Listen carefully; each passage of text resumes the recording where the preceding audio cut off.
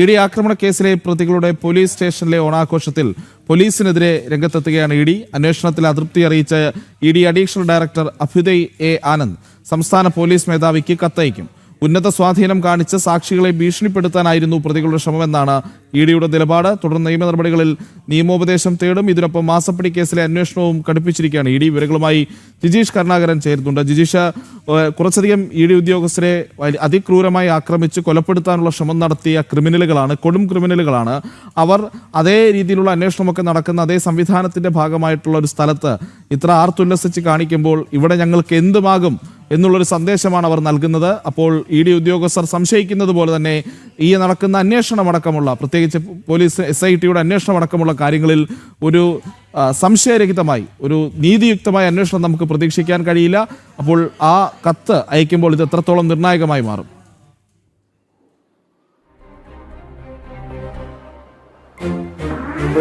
ഏറ്റവും സുപ്രധാനമായ ചില നീക്കങ്ങൾ തന്നെയാണ് ഇവിടെ എൻഫോഴ്സ്മെന്റ് ഡയറക്ടറേറ്റ് നടത്തുന്നത്. കാരണം അവർ ചൂണ്ടിക്കാണിക്കുന്ന പ്രധാനപ്പെട്ട കാര്യം എന്ന് പറയുന്നത് അന്വേഷണ ഉദ്യോഗസ്ഥർ, എൻഫോഴ്സ്മെന്റ് ഡയറക്ടറേറ്റിന്റെ ഉദ്യോഗസ്ഥർ ആക്രമിക്കപ്പെട്ട, അല്ലെങ്കിൽ ക്രൂരമായി തന്നെ ആക്രമിക്കപ്പെട്ട, സംഘടിതമായി ആക്രമിക്കപ്പെട്ട ഒരു സംഭവമാണ്. അത്തരം കേസിലെ പ്രതികൾ ഈ വിധം പോലീസ് സ്റ്റേഷന് മുന്നിൽ ഓണം ആഘോഷിക്കുന്നു, ഊഞ്ഞാലാടുന്നു, ചെണ്ട കൊട്ടുന്നു. അതിൽ CPMന്റെ ലോക്കൽ സെക്രട്ടറി അടക്കമുള്ള ആളുകൾ, പ്രതികളായ ആളുകൾ, മുൻ കൗൺസിലർ IP ബിനു തന്നെ ഇതിനെല്ലാം നേതൃത്വം നൽകുന്നു. അതുകൊണ്ട് തന്നെ ഇത് മറ്റ് ആളുകൾക്ക്, അല്ലെങ്കിൽ ഈ സാക്ഷികൾക്കടക്കം, ഈ കേസിൽ കണ്ടിട്ടുള്ള നിർണായകമായ സാക്ഷികളുണ്ട്, ആ സംഭവം കണ്ട സാക്ഷികളുണ്ട്, ആ സാക്ഷികളെ എല്ലാം തന്നെ ഭീഷണിപ്പെടുത്തുക എന്നതിൻ്റെയും ഒപ്പം തന്നെ തങ്ങൾക്ക് പോലീസിലുള്ള സ്വാധീനം, രാഷ്ട്രീയ സ്വാധീനം, ഉന്നത സ്വാധീനങ്ങളെല്ലാം തന്നെ വ്യക്തമാക്കുന്നതിന് വേണ്ടിയാണ് ഇത്തരമൊരു കാര്യം ചെയ്തത് എന്നത് തന്നെയാണ് എൻഫോഴ്സ്മെന്റ് ഡയറക്ടറേറ്റ് പ്രധാനമായും ആരോപിക്കുന്ന ഒരു കാര്യം. മാത്രമല്ല, ഇക്കാര്യത്തിൽ സുതാര്യമായ ഒരു അന്വേഷണം എങ്ങനെയാണ് സാധ്യമാവുക എന്ന ആശങ്ക അറിയിച്ചുകൊണ്ടാണ് ഇക്കാര്യത്തിൽ അഡീഷണൽ ഡയറക്ടർ, എൻഫോഴ്സ്മെന്റ് ഡയറക്ടറേറ്റിന്റെ അഡീഷണൽ ഡയറക്ടർ, നിലവിൽ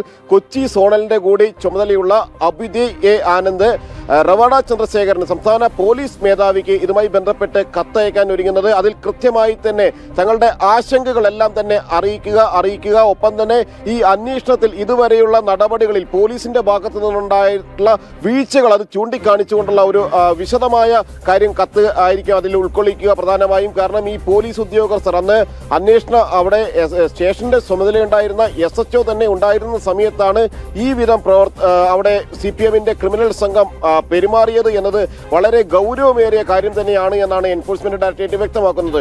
എന്നാൽ നിയമ നടപടികൾ കൂടുതൽ ആലോചിച്ച ശേഷം മാത്രമായിരിക്കും സ്വീകരിക്കുക എന്ന കാര്യമാണ് എൻഫോഴ്സ്മെന്റ് ഡയറക്ടറേറ്റ് വൃത്തങ്ങൾ വ്യക്തമാക്കുന്നത്. അത് നിയമവിദഗ്ധരുമായി അടക്കം ആലോചിച്ചായിരിക്കും. നിലവിൽ ഏതെങ്കിലും തരത്തിൽ കോടതിയെ നേരിട്ട് സമീപിക്കാൻ എൻഫോഴ്സ്മെന്റ് ഡയറക്ടറേറ്റ് ഉദ്ദേശിക്കുന്നില്ല. കാരണം അത് പ്രോസിക്യൂഷന്റെ നടപടിയാണ്. സംസ്ഥാന പോലീസാണ് അവിടെ ഈ കേസിൽ എതിർഭാഗത്തുള്ളത്, വാദിഭാഗത്തുള്ളത്, പ്രോസിക്യൂഷൻ ഭാഗത്തുള്ളത്. സ്വാഭാവികമായും പ്രോസിക്യൂഷനാണ് അവർക്ക് ജാമ്യം ലഭിച്ചത് റദ്ദാക്കണമെന്ന കാര്യവും ഒപ്പം തന്നെ പോലീസ് സ്റ്റേഷനിലടക്കം ഈ വിധം നിയമവ്യവസ്ഥയെ വെല്ലുവിളിച്ചുകൊണ്ട്, കോടതിയെ പോലും, ജാമ്യം നൽകിയ കോടതിയെ പോലും വെല്ലുവിളിച്ചുകൊണ്ട്, ഹൈക്കോടതി അടക്കം വെല്ലുവിളിച്ചുകൊണ്ട് പ്രതികൾ പെരുമാറിയത് എന്ന കാര്യം അവിടെ ചൂണ്ടിക്കാണിക്കേണ്ടത് പോലീസ് തന്നെയാണ്.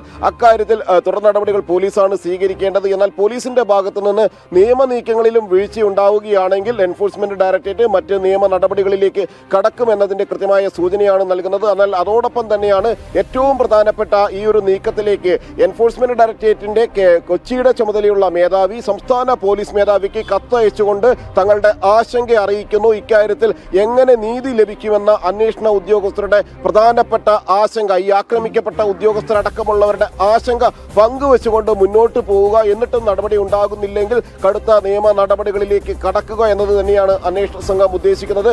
അതിനുള്ള നീക്കങ്ങൾ തന്നെയാണ്, ശ്രമങ്ങൾ തന്നെയാണ് അന്വേഷണ സംഘം ഇപ്പോൾ ആരംഭിച്ചിരിക്കുന്നത്. ഓക്കെ, ജിജീഷാണ് കൊച്ചിയിൽ നിന്ന് വാർത്തയുടെ വിശദാംശങ്ങൾ നൽകിയത്.